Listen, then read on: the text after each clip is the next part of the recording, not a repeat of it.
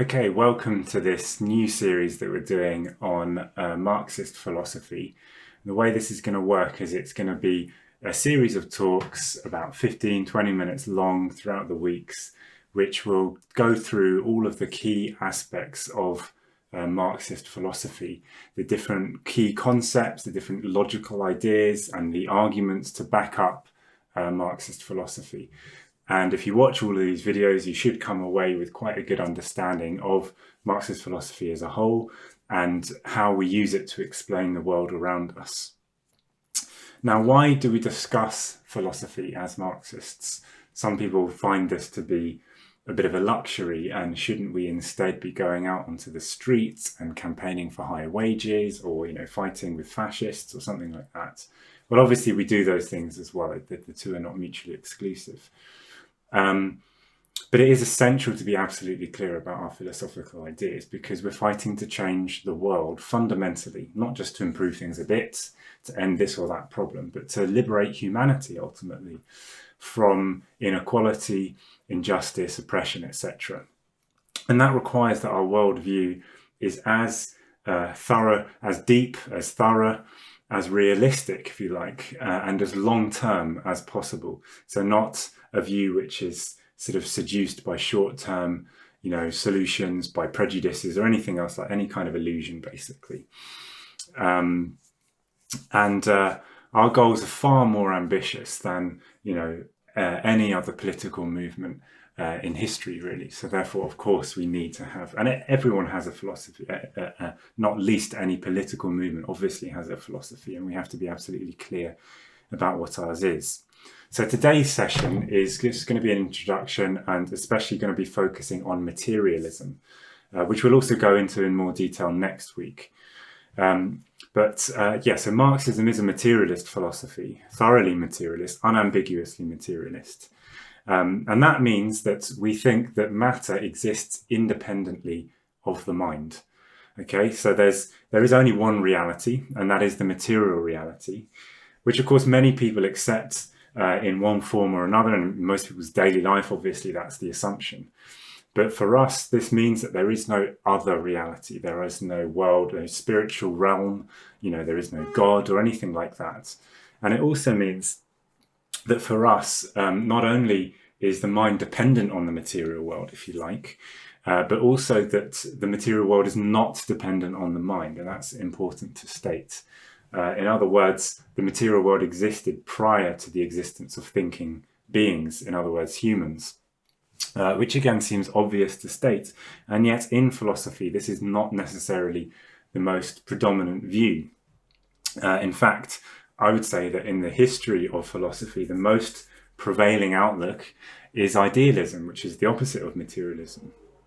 And that is the outlook essentially that in one way or another, because there's many kinds of idealism, but that is the outlook that ideas or thoughts are somehow independent of material reality, or at the very least that material reality cannot be independent of thought. So perception almost makes the world, essentially. Without perception, without something to perceive the world could not exist. And one sort of cliched and very famous example of this is the question of whether or not, if a tree falls over in the woods and nobody is there to hear it, does it really make a sound? Well, a Marxist, a materialist would answer unequivocally, yes, of course it makes a sound. It just means that nobody happens to experience that sound. It still, of course, happens. If that sound didn't happen, then how on earth could somebody experience it if they were there? And so, idealism is actually really the dominant philosophy in the history of philosophy. As I said, there's many kinds of it. And that might seem weird. Like it seems obvious that the material world exists independently of us. So why is idealism in its various forms so predominant? I would say there's really two main reasons for this. The first, I think, is the abstract character of thought itself. What is it to think? Well, to think is really to generalize and to make abstractions. So if you have an idea of something, then that means that you have generalized it. So if you have the idea of a chair, that means, of course, that you're not beholden to this particular chair in front of you, but that the idea of it kind of is embraces all chairs, and that's what it is to have an idea of it being a chair. Otherwise, it's just a purely individual object that happens to be in front of you. That's what thinking is. It's generalization and it's an abstraction, if you like, which is an enormously powerful thing, of course. But there is a kind of a danger of this, which is that through abstracting and generalizing, the abstraction can come to seem almost independent of or even greater than the thing that it is abstracting from. In other words, our ideas, such as our idea of a circle, seems almost more perfect, and for some philosophers more true than the imperfect circles that we actually find in the material world.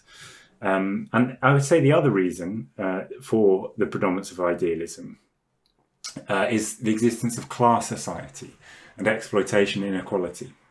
Once you have class society, there is a layer of society, a privileged layer, that doesn't have to work physically. In fact, it doesn't necessarily have to work at all. It lives off the work of others.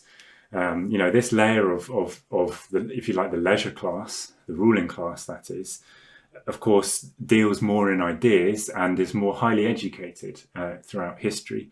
And therefore, it's natural, if you like, that such a class would justify its existence by elevating ideas and the world of ideas above that of the grubby world, the dirty and imperfect world of manual labour, and generally the struggle for survival. And so the outlook of professional philosophers throughout history has tended to have this kind of elitism, if you like, and I think that is expressed in idealism. Now, materialism was not discovered for the first time by Marx and Engels. There were many materialists before them.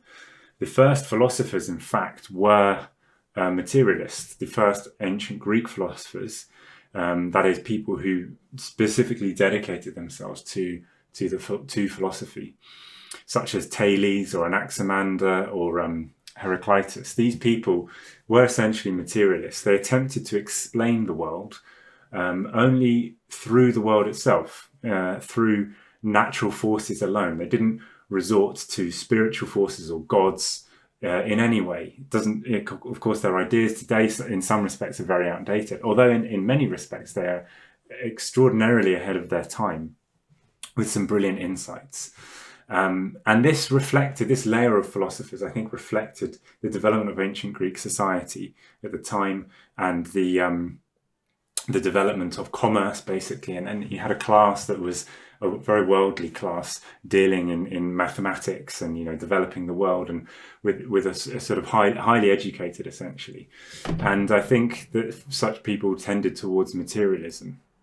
And I'd like to draw your attention to this quotation from Engels that I think sums up this outlook, really, this early materialist outlook, where he says that when we consider and reflect upon nature at large, or the history of mankind, or our own intellectual activity, at first we see the picture of an endless entanglement of relations and reactions, in which nothing remains what, where, and as it was, but everything moves, changes, comes into being and passes away. This primitive, naive, but intrinsically correct conception of the world is that of ancient Greek philosophy, and was first clearly formulated by Heraclitus. Everything is and is not, for everything is fluid, is constantly changing, coming into being and passing away. Now this conception was essentially this outlook, this sort of essentially correct, but perhaps rather abstract outlook, or was really the outlook of the first ancient Greek philosophers. And as I said, it was a materialist outlook, and it's one that I think Marxist philosophers still draw inspiration from today. However, following that, philosophy moved in a strongly idealist direction. You had the most famous philosophers such as Plato, that were very much idealists, reacted against this early materialism. And there are various reasons for this. And I don't want to denigrate Plato's ideas, because he was a brilliant philosopher. But one, I think, reason for this kind of idealism, and I think this explains a lot of, as I said, the trend of idealism in history, is a kind of a prejudice, really, against work and against the ordinary people. For example, Plato was just referring to the world of work and people who laboured. He said, "It," meaning work, "accustoms a man's mind to low ideas and absorbs him in the pursuit of the mere means of life." And his outlook was essentially that basically the mind is to the body or the material world as the master is to the slave. The educated person to the uneducated person. And you can see how these people, again, going back to what I said before, that's how they looked at the world, as a kind of the material world rather, and the world of work as beneath them, essentially. Whereas those who understood ideas and theories were, of course, higher people. And therefore, naturally, the world of ideas was a higher world. That's really essentially was their outlook. And throughout the history of philosophy, there has also been a prejudice, I think, in which matter is seen as sort of inert, without any animating force, and essentially meaningless, and merely there for mind to order it, if you like. So, for example, Kant, who's skipping much further ahead, a much later philosopher, also a different kind of idealist, but essentially an idealist, or at least somebody who straddled idealism and materialism, but I would say was essentially an idealist. In the Critique of Judgment, he says the following: "The possibility of living matter cannot even be thought. Its concept involves a contradiction because lifelessness, inertia, constitutes the essential character of matter." And so for most philosophers, it is thought, consciousness, that is the driving force that molds the world, that gives it purpose, shape, form, etc. And shorn of consciousness, the material world is just chaos, meaningless chaos, essentially. That's really the outlook of most philosophers throughout history in one form or another. However, materialism did come back into fashion before Marx and Engels came into being, with the bourgeois revolution and the Enlightenment, the scientific revolution.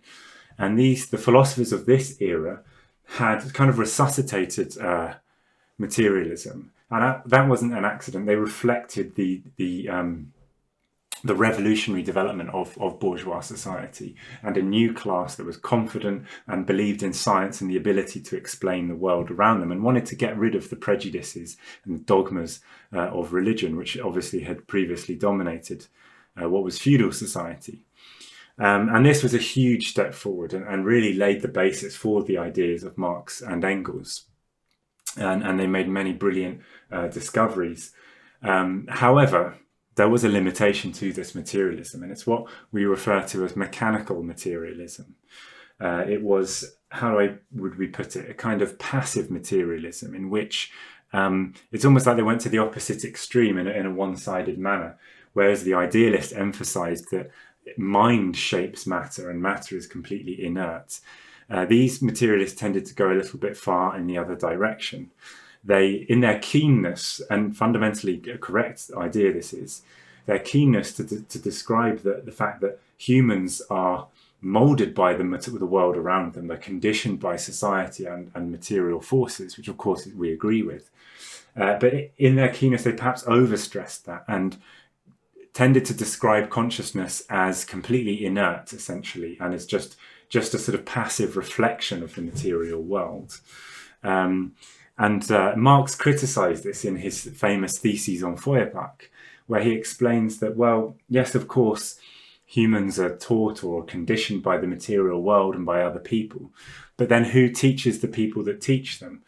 And what Marx is getting at is that the trouble with this kind of mechanical materialism, in which the world was described as in a rather simplistic way, in which one force just sort of smashes into another, and the inner impulse of the material world is not really described.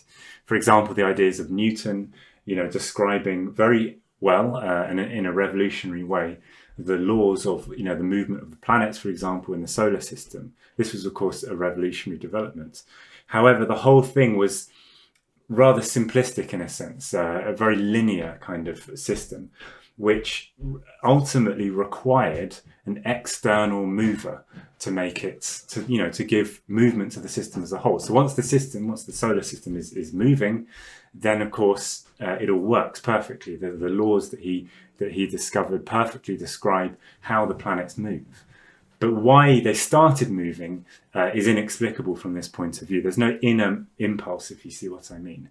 And therefore, it required God, essentially. This philosophy required God or some initial mover to set the whole thing in motion.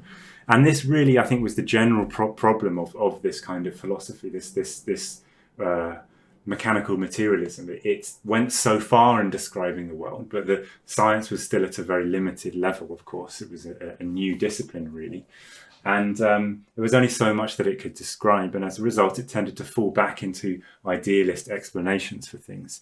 Similarly, if you think about this stressing that human thought is conditioned by the material world, but doesn't necessarily condition the world back. In other words, it's very, very passive. The trouble with that is it assumes that the human mind actually is not part of the material world and is only pushed and pulled by it, but doesn't exert any force back. But of course, a revolutionary Marxist position would explain that, well, actually, humans are part of nature as well. We are only natural beings as well, and we inhabit the natural world. So whilst the natural world exerts an enormously powerful influence over our lives, obviously we have to, as natural beings, we have to feed ourselves, we have to eat, we have to house ourselves, we have to struggle just to survive. This is absolutely, this is the way to look at humanity. But what flows from that is that we are also part of that material world and in turn can and must change it. And therefore it's a little one-sided just to say that we are influenced by the world as if we don't change the world ourselves. And indeed, this is the revolution of Marxist philosophy of dialectical materialism, because it explains that we change the world and that it's in changing the world that we change ourselves. And that is really the secret to human development. So to sum up this introduction to materialism, Marx and Engels took materialism further, took it forward by showing that really that the material world is an active force and that humanity is also an active force and is not outside of the material world or some sort of spiritual thing, but is part of the material world. And the way in which we labor and put our ideas into practice, if you like, or put our desires into practice and change the world defines who we are and develops society and with it history. And so for the first time in philosophy, a realistic picture of humanity and of human society was developed by Marx and Engels. Marx describes how, again in the thesis on Feuerbach, that humanity or that human nature doesn't exist sort of in an ahistorical character, outside of the natural world in each person, like in their soul or something. Human nature is merely the ensemble, as he says, of social relations. It is the product. It doesn't reside in any one person fully, but it's the product of all of humanity interacting with nature and with the rest of humanity in order to survive, and in doing so, changing human nature in history. And this revolutionary outlook, really, I think, is the best possible explanation of, and the most accurate explanation of thought, really, and the role of thought in the natural world, which is how we should see it. However, idealism still exists.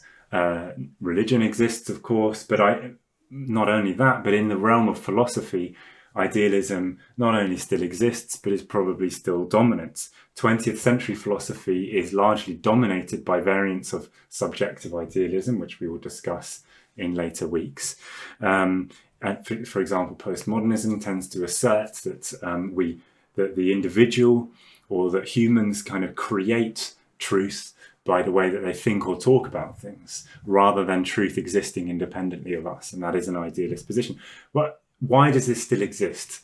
why does this, in my opinion, fundamentally unscientific outlook still exist and even dominate? Well, as far as I'm concerned, it's ultimately because of the persistence of class society. It's because we still live in a society characterized by inequality, injustice, and in which humanity doesn't control its own fate, or doesn't consciously control its own fate.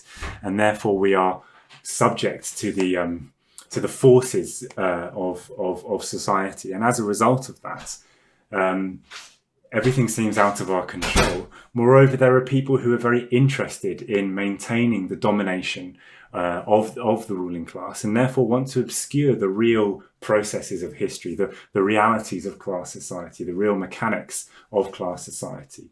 And they would rather us look to our souls or to our values, and instead of changing the actual social relations of class society. So ultimately, the struggle for materialism is part of the class struggle, and it is a revolutionary struggle without which we will never defeat idealism and never establish materialism as the correct outlook for humanity, which I think it is.